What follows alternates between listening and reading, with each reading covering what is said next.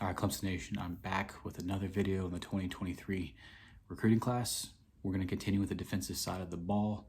This video is going to cover our two linebacker signees, Jamal Anderson and Dee Crayton. I made videos on defensive ends and defensive tackles. You should definitely go check those out. Clemson signed arguably the best defensive line class in the entire country. I know I'm a Clemson fan, so I'm biased in saying that. But honestly, I think we got 6 guys that have long-term NFL potential. And honestly, there are some names that Clemson Nation needs to familiarize themselves with, like a Peter Woods, like a TJ Parker, 2 guys that I think are going to have immediate impacts for us, both already on campus. Definitely go check those videos out. Give a thumbs up, give a comment. Greatly appreciate it. But this one's all about the linebackers. Wes Goodwin's the man now. This is year 2 under Brent Venables. No excuses anymore. Last year, he did a great job closing in late with TJ Dudley and Kobe McCloud after Venables left for Oklahoma. He came in a bad spot. We lost a couple recruits. Felt like the class was regressing. And then Wes really came in and closed pretty well. TJ Dudley, 4-star, highly rated guy. Kobe McCloud, legacy guy from Ray, younger brother. So hopefully both those guys are ready to go. They redshirted this year. We'll see how that goes. This class, again, 2 really, really good prospects. Jamal Anderson, Dee Crayton. And so we're going to get right into it with Jamal Anderson, 4-star linebacker out of Georgia. Film is exceptional. Kid won a state championship. I believe he played for one of the best teams in the entire country. Love this kid. Great prospect. All right. Super proud of Wes for landing this kid. For starters, his dad played in the NFL. I love that because Jamal's definitely going to know what it takes to be an elite athlete. You would think his dad passed down that knowledge onto him. He's going to know how to work. I've always been a proponent for taking kids of former NFL athletes. That's just common sense. Look at Jeremiah Trotter Jr. and what he's meant for us at linebacker.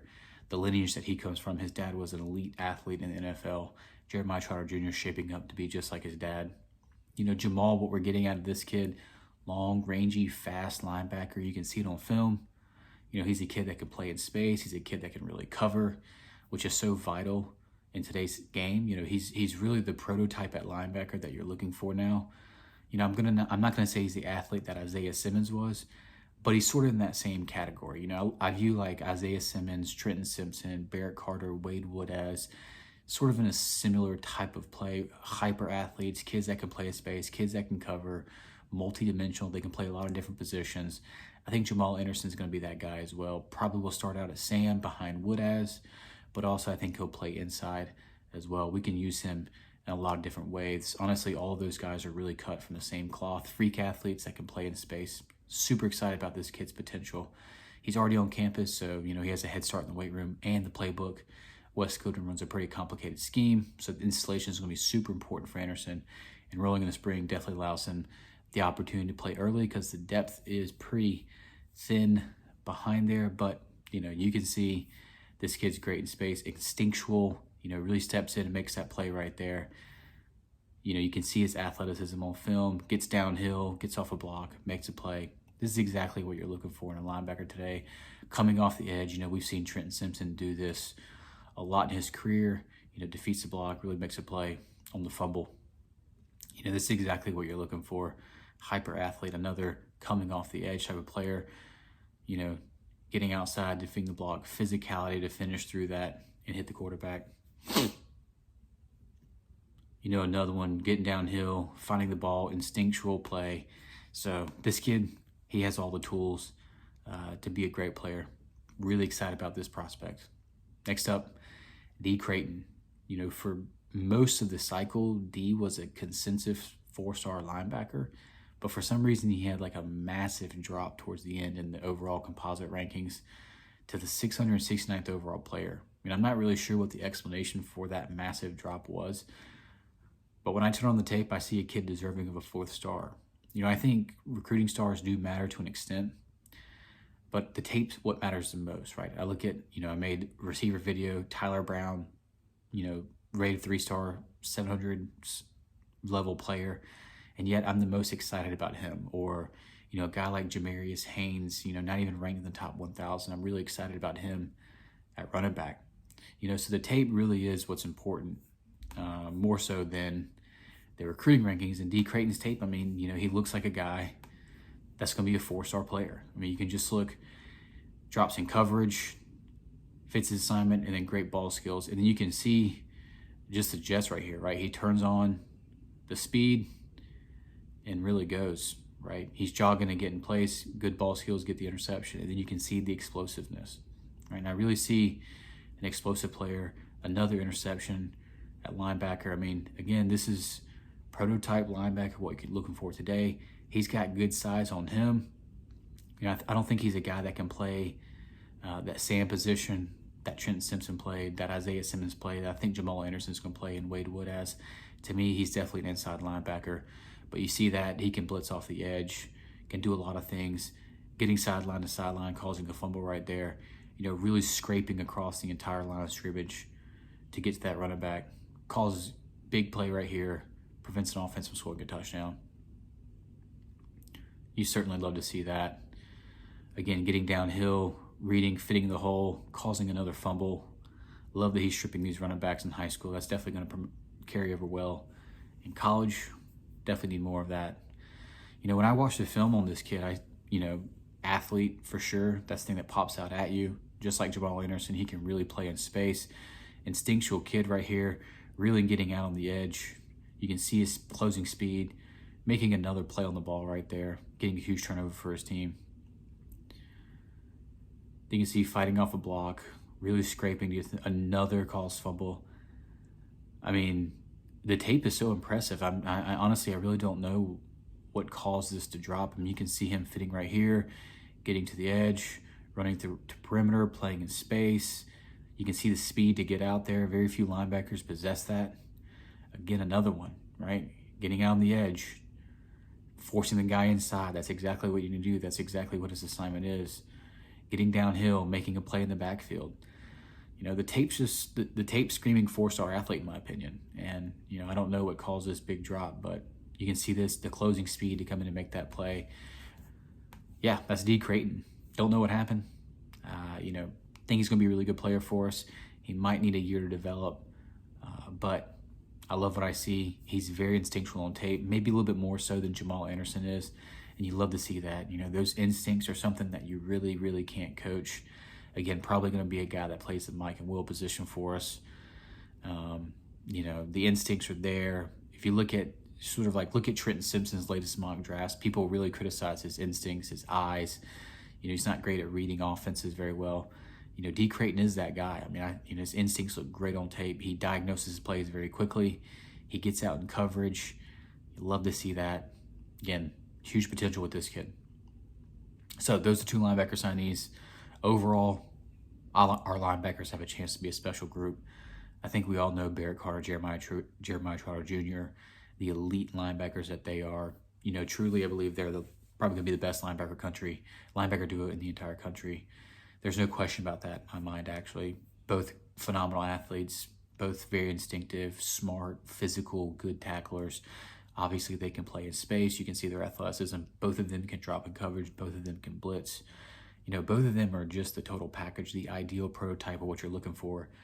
Today, I'm not sure we've ever had a linebacker duo this talented, certainly not since Dabo's been head coach.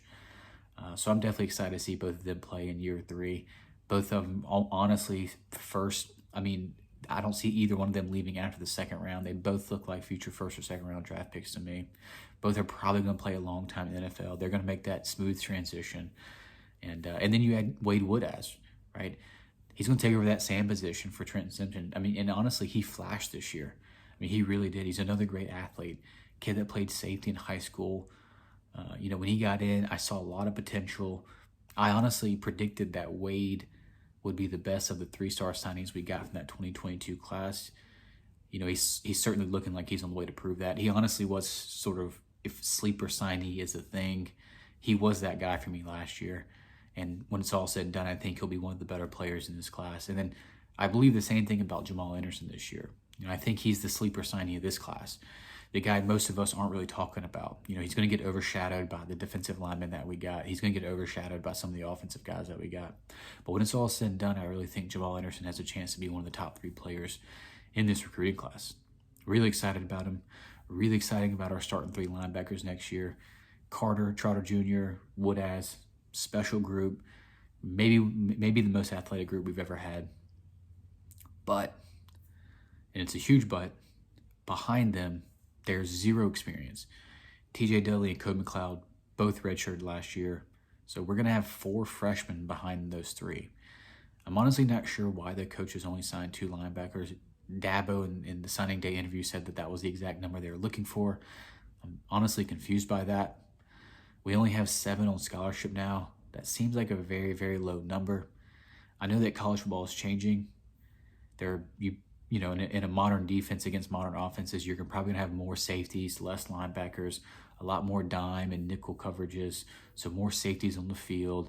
I get that. Still, 7 seems like a really low number. You know, in my opinion, TJ Dudley, Jamal Anderson, I think both of them are probably going to see significant playing time this year. You know, look at like a Keith McGuire or Vontae Bentley, both of them transferring out. I think these 2 guys are going to step in and take over their role as those 2 deep linebackers. And honestly, what we'll see is a step up in athleticism from what we had last year.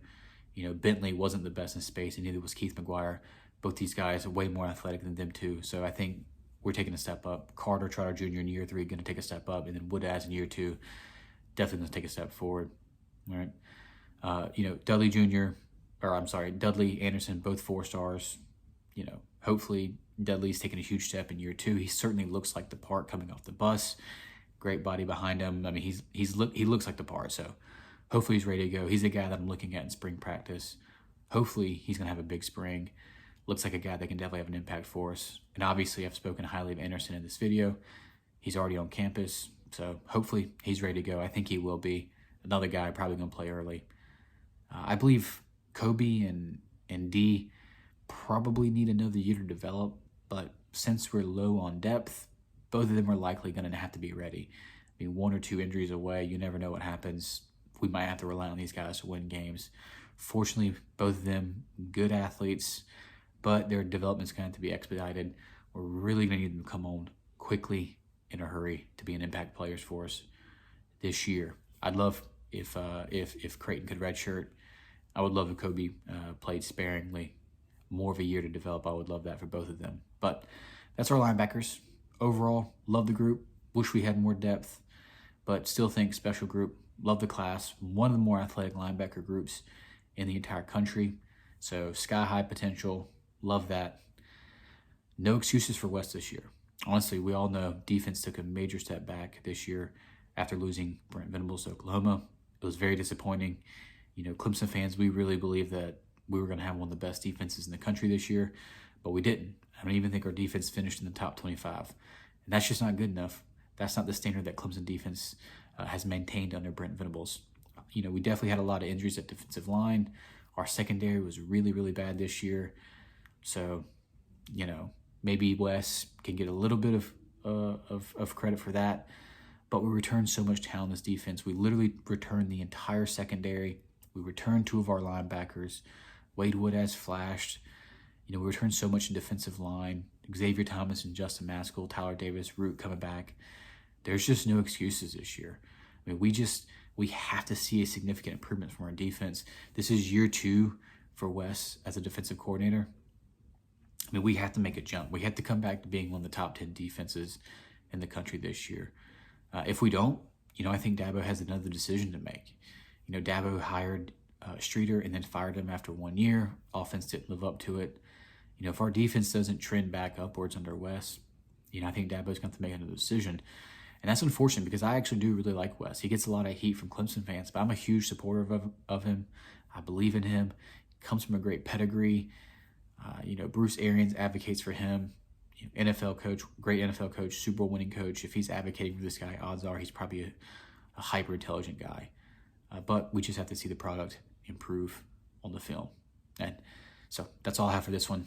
If you liked the video, please give it a thumbs up. Comment on it. Tell me where you disagree with me. Tell me where you agree with me. Also, hit that subscribe button. It's free. I'll see you in the next one. Go Tigers.